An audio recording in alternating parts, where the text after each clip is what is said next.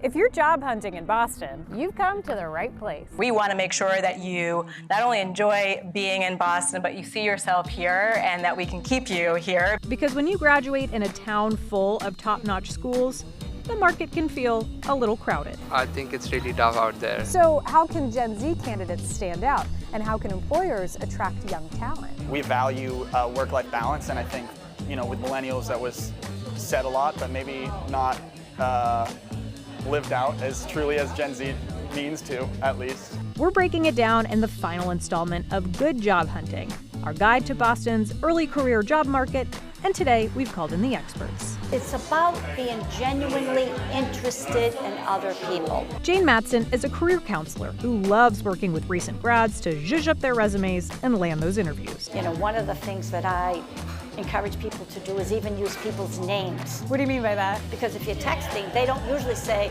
"Hi, Jane." They go right into the text. So I said, I want you to use it at the beginning, I want you to use it in the middle, and I want you to use it at the end. So we hang up and I say, okay, goodbye, bye, Leander, and they'll go, bye. And I go, bye who? Because they're just not used to it. They're not used to it, but that's something so simple. Jane says networking is all about relationship building, outlining the method in her book, You, Me, You. This might also be applicable to somebody's dating life.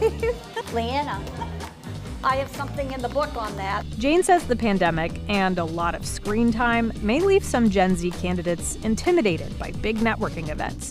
She says, start small to ease social anxieties. I want you to go into the library and sit down and read a book. Then I want you to go to the librarian and ask a question. I like to give practical tips that people can use to show them that they take baby steps. I think traditionally it was like, way back when, here's the job, take it or leave it.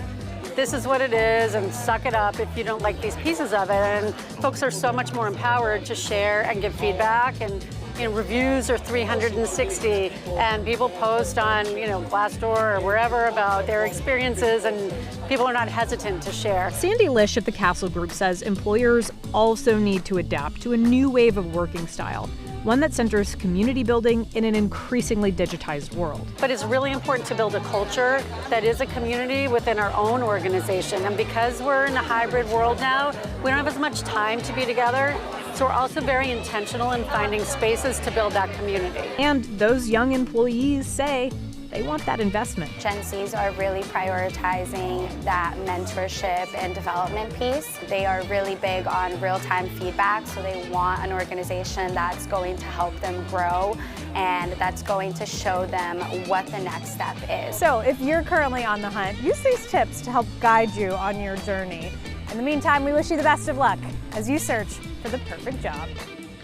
Want more tips? Watch our bonus episode of Good Job Hunting for tips from Sandy, Jane, Katya, and Amber for employers and their future employees.